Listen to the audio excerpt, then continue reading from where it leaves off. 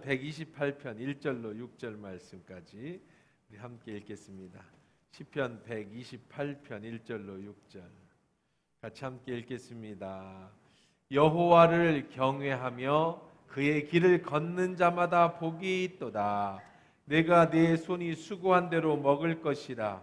내가 복되고 형통하리로다. 내 집 안방에 있는 내 아내는 결실한 포도나무 같으며 내 식탁에 둘러앉은 자식들은 어린 감나무 같으리로다. 여호와를 경외하는 자는 이같이 복을 얻으리로다.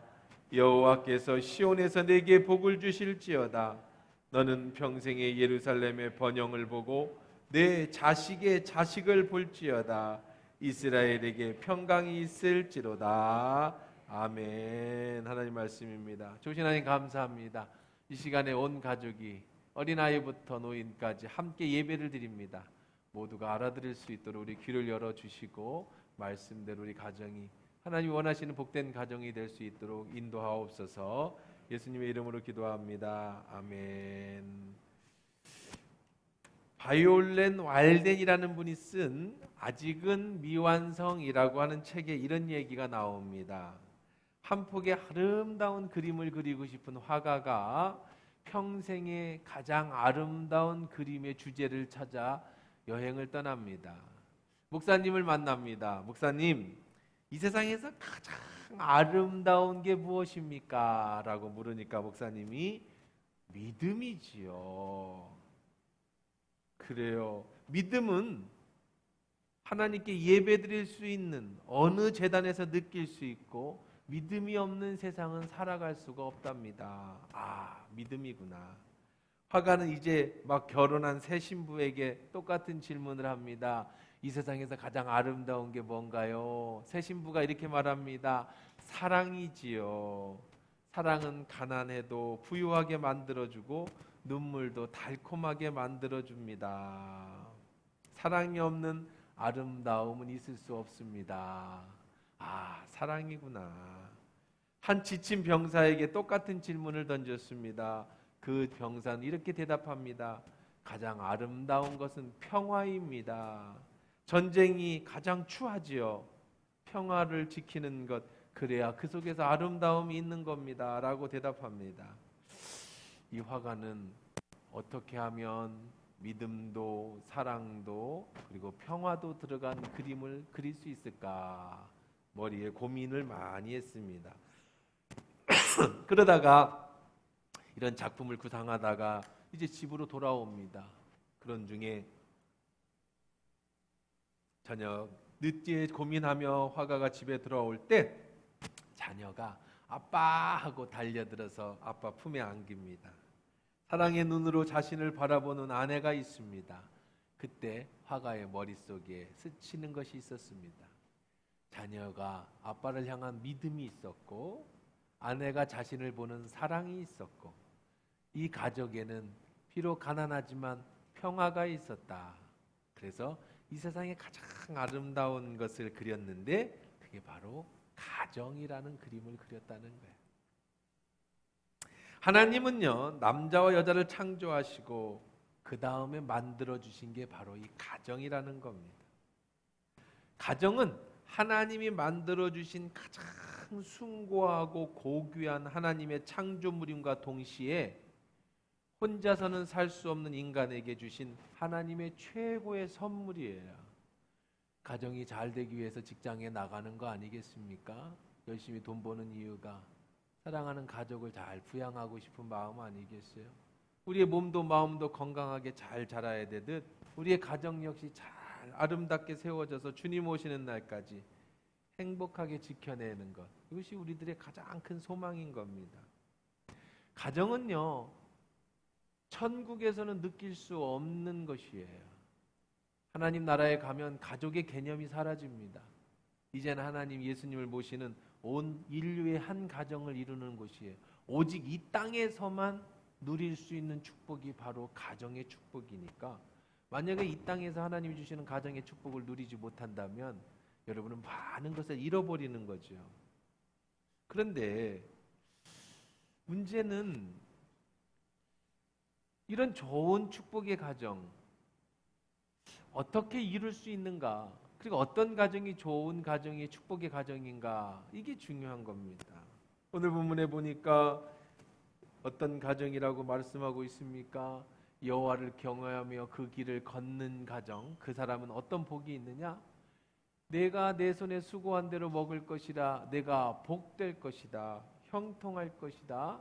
내 집 안방에는요 결실한 포도나무 같은 아내가 있고, 너와 밥 먹는 자녀들은요, 식탁에 둘러온 자녀들은 감람나무 같아. 여호와를 경외하는 자는 이런 복을 받는데 무슨 복을 받아요? 가정이 행복한 복을 받는 겁니다.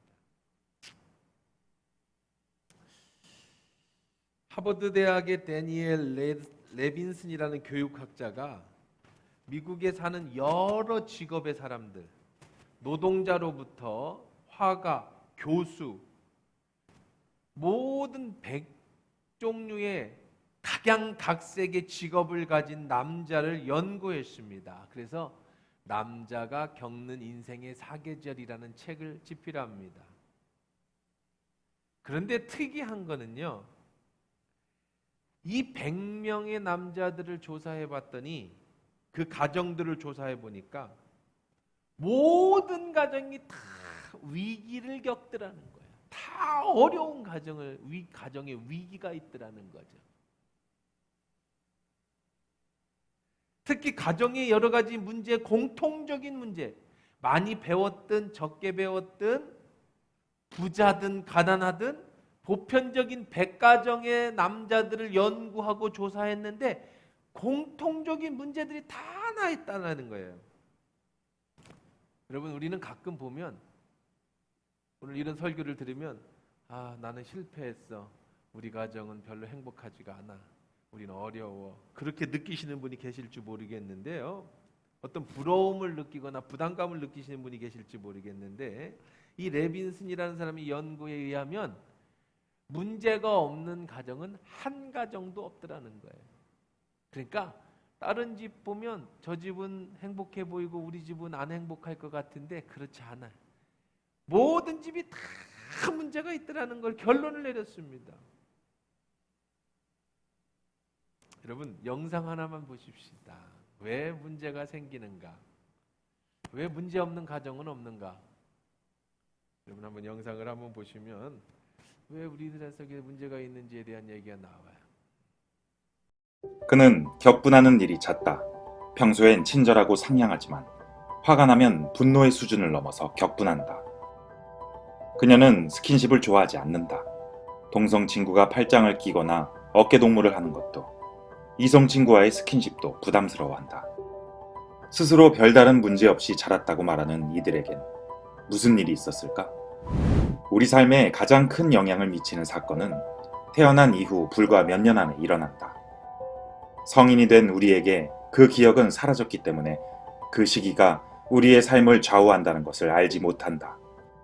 생애 초기에 삶의 가장 중요한 토대가 만들어지는데, 이때 받은 상처는 이 토대가 만들어지는 것을 방해하여 인생에 긴 그림자를 남긴다. 만약 우는 아기를 방치하면 무슨 일이 일어날까? 아기는 처음에는 소리를 지르며 주의를 끈다. 아무도 오지 않으면 더 크게 울다가, 그래도 계속 관심을 보이지 않으면 지쳐서 포기한다. 어떤 부모들은 아기가 울 때 내버려 두는 것이 의미 있는 행동이라고 생각하지만, 이것은 아이에게 끔찍한 기억으로 각인되어 평생을 따라다닌다. 생존의 위협을 느낀 경험은 두려움을 갖게 하여 격분의 감정을 불러일으키는데, 이는 아이가 성인이 된 후에도 가슴속 깊숙이 잠재돼 있다.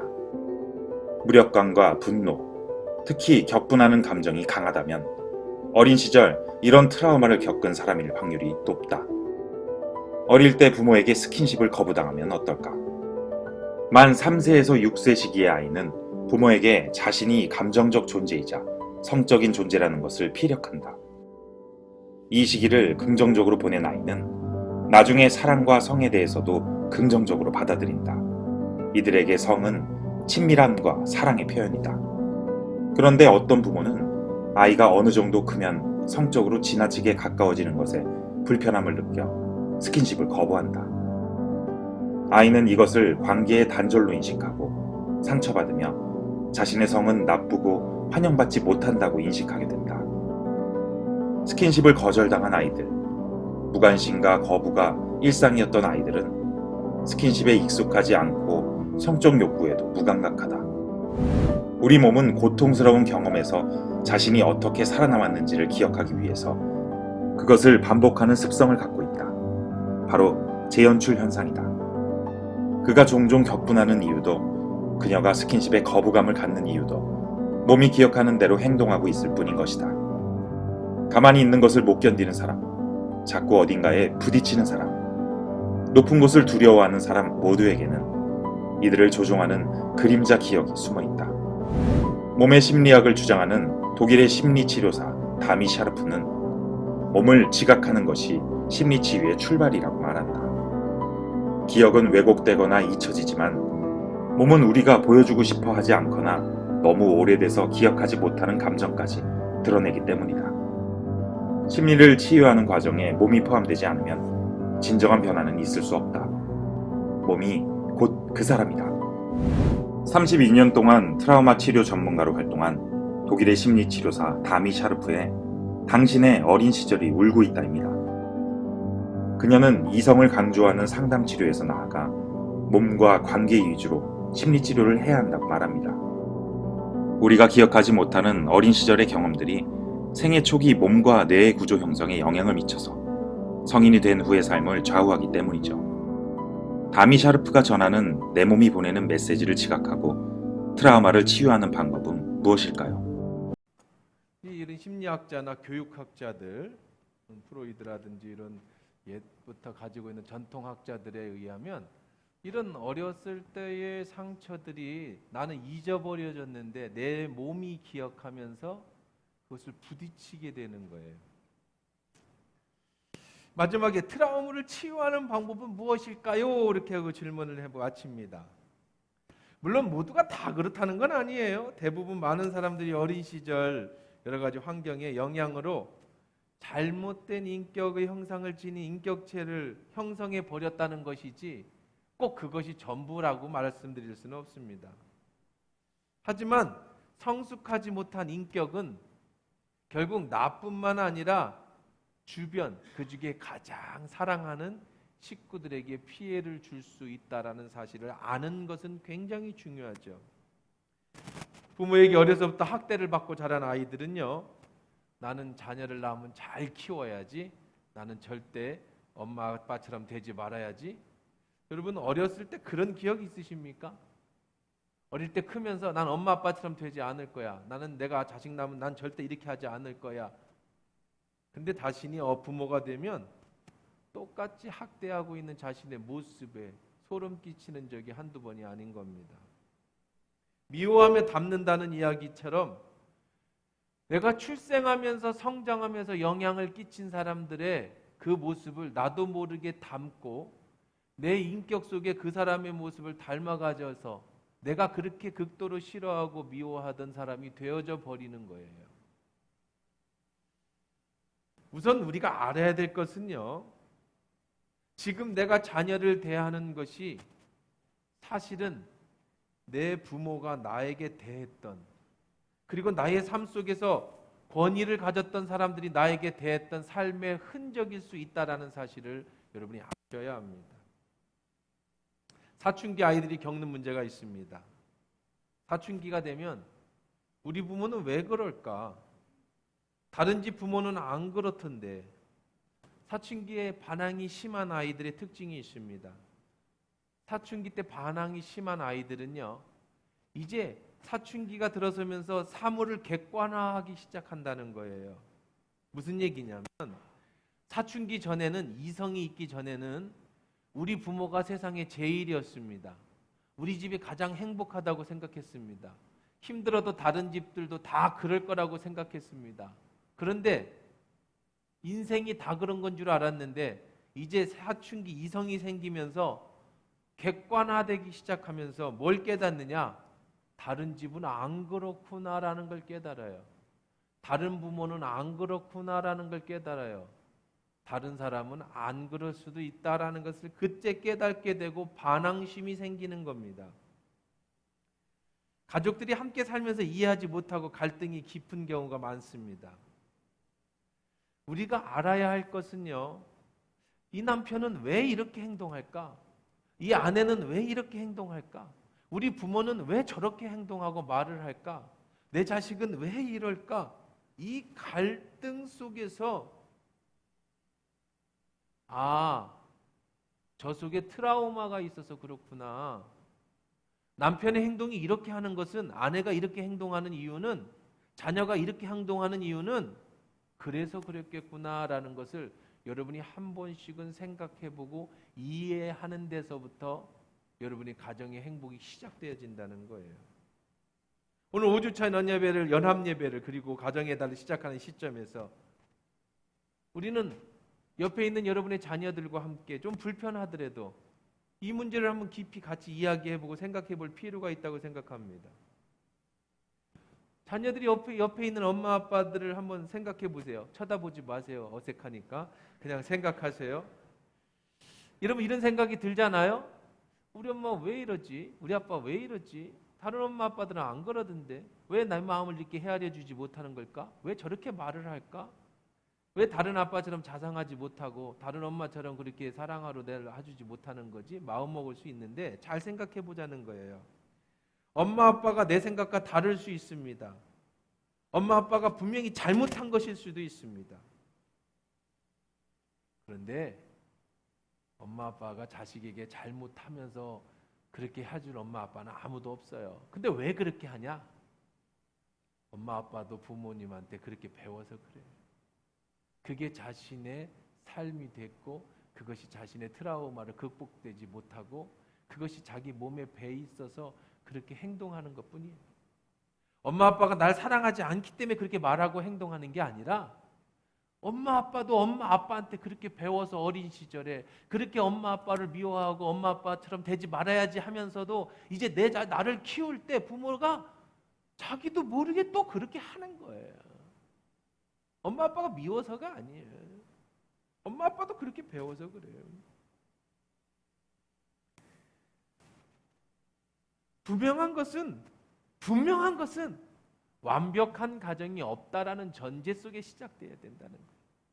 다른 집은 이런 문제는 안 그래도 저런 문제가 터지고 우리 집은 이렇지는 않은데 저 집은 저런 문제가 생기고 하버드 대학 심리학자가 100명의 가정을 조사해 보니까 100명 다 문제가 있더라는 거예요. 크고 작고 어떤 방향이 다를 뿐이지요. 어떤 집이 더 좋고 나쁜 가정은 있을 수 없다는 거예요. 부모님들도 자녀를 한번 생각해 보세요. 얘가 왜 이렇게 행동하지? 친구를 잘못 만나서? 에이, 잘못 만난 친구 엄마한테 물어보세요. 얘 때문에 그렇게 됐다고 그러죠. 그렇지 않아요. 성격이 나빠서? 많은 부모가요, 자녀를 잘못 가르쳤기 때문에, 보호하고 양육하지 못했기 때문에, 아까 본 것처럼 어린 시절부터 이 아이가 사춘기 넘어설 때까지 사랑으로 제대로 가르쳐주지 못했기 때문에, 그것은 여러 가지 작용이 있을 수 있습니다. 너무 과잉 보호를 했을 수도 있고, 어떤 좀 엄마 아빠의 그 트라우마나 잘못된 성격으로 급작하게 기다려주지 못했을 수도 있고, 뭐 많죠. 인정하기 쉽지 않겠지만 문제아이의 모든 행동은 대부분 부모로부터 발생한 겁니다. 부모가 그렇게 대해줬기 때문에 그 아이가 그런 성격이 형성된 거예요. 그러나 그 문제 부모도 이해될 수 있는 것이 아까도 얘기한 것처럼 나도 부모한테 그렇게 배워서 이것이 옳다고 생각하고 내 몸이 그것이 합습됐기 때문에 악순환이 일어난 거죠. 근데 더 문제는 뭐냐면 내 자식이 커서 내 나이가 되고 자식을 또 낳으면 내가 행동한 것처럼 이 아이는 또 자식에게 그렇게 행동할 거라는 거예요. 이 악순환이 되는 겁니다. 끊지 못하면. 왜 그렇지요? 우리는 다 완벽하지 않기 때문에 그런 겁니다. 엄마 아빠가 완벽하지 못한 분이라는 걸 인정해야 합니다. 부모들도 내가 자녀를 키우는 게 완벽하지 못하는 것을 인정해야 됩니다. 나도 부모에게 그렇게 배웠기 때문에 내 행동이 완전하지 않다라는 사실을 인정해야 됩니다. 사랑하는 성도 여러분, 여러분의 가정 생활은 어떻습니까? 여러분의 가정에 행복이라는 단어가 아직도 살아 숨쉬고 있습니까? 하나님이 만드신 아름답고 행복한 가정을 이루며 살아가고 계십니까? 아니면 신혼 초에 잠시 있었지만, 아이가 태어날 때 잠시 있었지만 지금은 사라진 지 오래고 어떤 다른 이유 때문에 살아가고 있지는 않습니까? 오늘 본문에서 바른 가정의 이 모습을 이렇게 말씀하고 계십니다. 내 집 안방에 있는 아내는 결실한 포도나무 같으며 내 식탁에 둘러앉은 자식들은 어린 감람나무와 같으리로다. 하나님은 우리에게 복을 주실 때 가정이 행복한 것을 최고의 축복 중에 하나로 보고 계신 거예요. 부자이냐 가난한 자는 의미 없습니다. 지금 내 자녀, 내 아내, 내 남편과 가정이 행복하냐. 잠언서 17장 1절에 이렇게 말씀하십니다.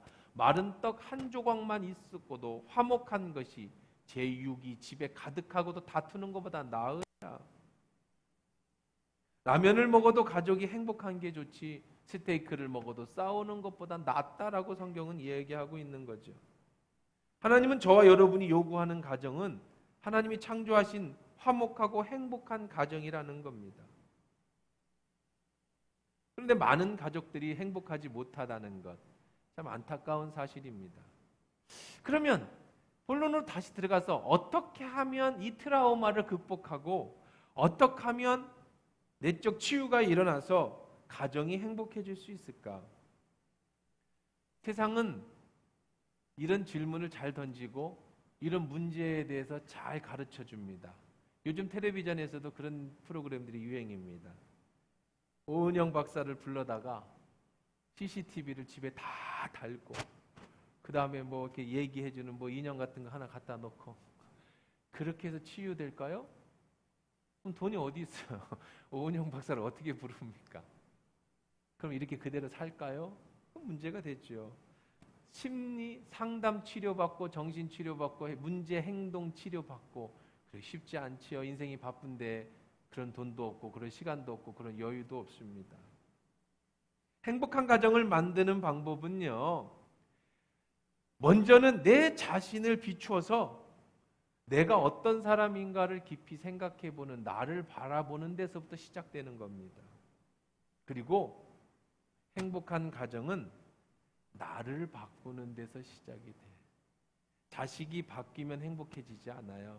남편이 바뀌면 행복해지지 않아요. 부모가 바뀐다고 행복해지지 않아요. 우리 가정을 행복한 가정, 축복의 가정, 하나님이 주시는 그런 가정을 만들고 싶다면 여러분이 자녀이면 자녀, 부모면 부모, 남편이면 남편, 아내면 아내로서 자기를 바라보고 나를 바꾸는 데서부터 희망은 있어요. 거기서 시작되어지는 겁니다. 성경은 저와 여러분의 남편과 아내를 변화시켜 행복한 가정을 만들라고 절대 말하지 않습니다. 에베소서 5장 22절 아내들이여 자기 남편에게 복종하기를 주께 하듯 하라. 너를 그렇게 에베소 5장 25절 남편들아 아내 사랑하기를 그리스도를 교회를 사랑하고 그 교회를 위하여 자신들을 주신같이 하라.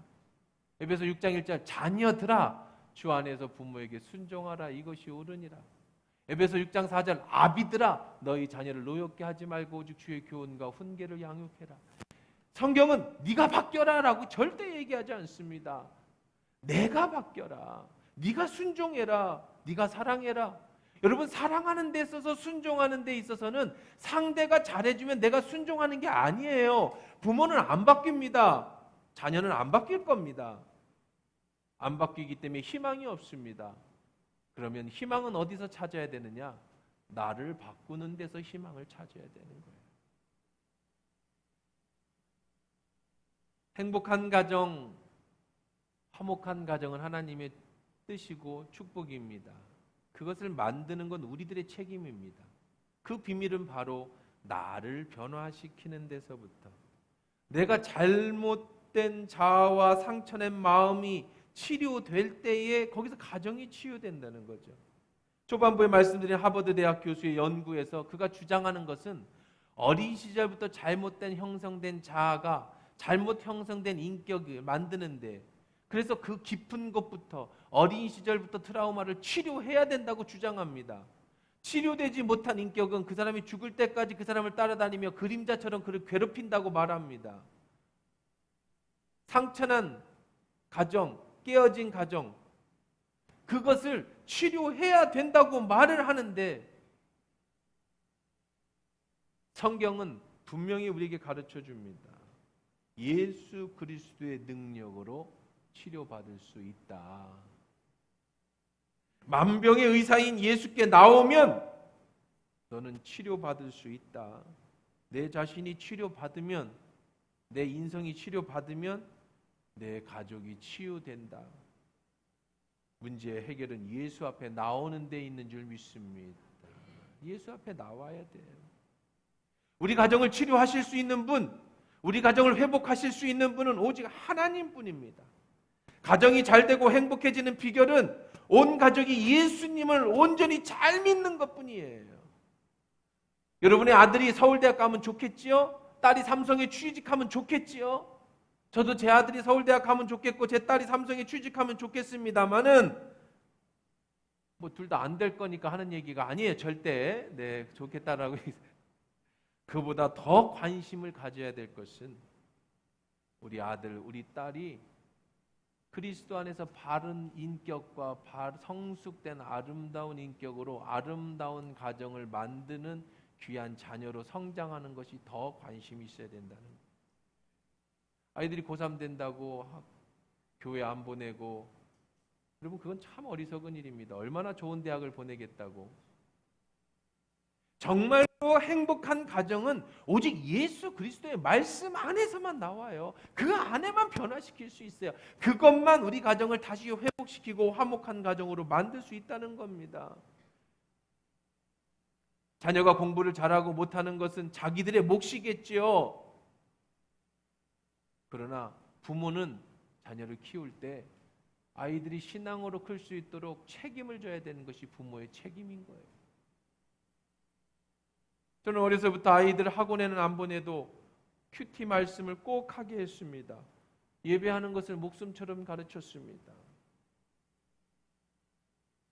물론 잘하고 못한 건 이제 본인이고 하나님이 그 사람에게 자녀에게 역사하시는 거겠지만, 부모의 도리는, 우리의 역할은 자녀가 믿음 안에 신앙 안에 클 수 있도록 도와주는 것이 서울대학 보내는 것보다 삼성에 취직하는 것보다 100만 배 중요하다는 거예요. 여러분 그걸 아셔야 됩니다. 서울대학 나와도 가정이 깨지고 행복을 못 느끼면, 삼성에 취직하고도 인생이 무너지면 차라리 중소기업에 다니고 차라리 그냥 알바를 해도 행복한 가정에서 아이들을 잘 키우며 믿음으로 사랑으로 커가는 게 훨씬 더 나은 세상이라는 거예요. 우린 내끼 먹지 않아요. 여러분 소형차를 타나 대형차를 타나 차는 다니는 겁니다. 그러나 그 안에 아까 성경에처럼 육선이 가득하고도 싸우는 것보다는 마른 떡 한 조각이 있어서 행복한 것이 더 축복인 것을 성경은 우리에게 가르쳐주고 있죠. 아이들 학원 때문에, 공부 때문에 신앙을 등한시하고 하나님 안에서 아이들이 나오는 것을 도우기 힘든다면 그건 우리들에게 책임이 있는 겁니다. 일전에 라디오 상담 시간에 이런 얘기를 들었습니다. 어느 한 여자 집사님이 상담을 하는데 목사님과 이런 대화를 나눴습니다. 이 여자 집사님이 울면서 상담합니다. 제 남편 때문에 살 수가 없습니다. 저희 남편은 나가서 일만 저지르고 옵니다. 사업한다고 수없이 있는 재산 다 날렸습니다. 하는 일마다 안 됩니다. 그럼 저는 죽을 힘을 다해서 그것을 해결하느라고 지금까지 살아왔습니다. 저는 이제 지쳤습니다. 이 사람과 살 수가 없습니다. 성경에 보면 이혼하지 말라는데 이제 저는 어쩌면 좋겠습니까? 그때 목사님이 이런 말씀을 대답합니다. 집사님, 하나님은 이 세상에서 가장 지혜로운 분이며 모든 사람의 마음을 감찰하는 분입니다. 인정하십니까? 네. 집사님과 남편이 만나 지금까지 살게 하신 것이 하나님의 은혜입니다. 집사님께 가장 잘 맞는 남편이 지금의 남편입니다. 집사님 말씀 속에서 어렵게 사셨음을 잘 알 수 있습니다. 남편의 일을 저지르고 부인 집사님이 해결해주고. 근데 한번 생각해 보세요. 얼마나 잘 맞는 가정입니까? 남편이 일 저지르고 집사님도 일 저지르고. 그러면 어떻게 되겠습니까? 한 사람이라도 해결할 능력이 있으니까 지금까지 왔으니 다행 아닙니까? 서로의 부족한 점을 채워주는 게 가족이지요.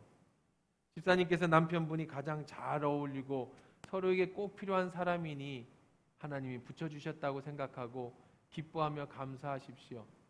그리고 집사님의 부족한 부분을 남편이 채워주고 있지는 않습니까? 그것도 한번 생각해 보시죠. 그렇습니다. 가정은 하나님이 만들어 주셨고 하나님이 전 세계에서 가장 잘 맞는 사람을 딱 짝지어서 나를 만나게 해주신 거예요. 속썩이는 남편이 있으면 받아주는 부인도 필요하고요. 문제 일으키는 자식이 있으면 해결할 능력 있는 부모도 필요한 거고요. 남편이 있어서 서로 맞춰가면서, 자식이 있어서 서로 맞춰가면서 그렇게 살아가는 것이 행복이에요. 완벽한 가정은 없습니다. 다 힘들어요. 그런데 그 안에서 행복을 찾는 길은 나를 변화시키고 상대의 행복을, 자녀의 행복을, 부모의 행복을 위해서 내가 노력해주는, 그래서 하나님이 내게 주신 가장 아름다운 가정이라는 믿음으로 지켜내는 것이죠. 그러다 보면 어느 날 어느 순간에 변화되는 가정을 보게 됩니다. 변화되는 내 자신을 보게 됩니다.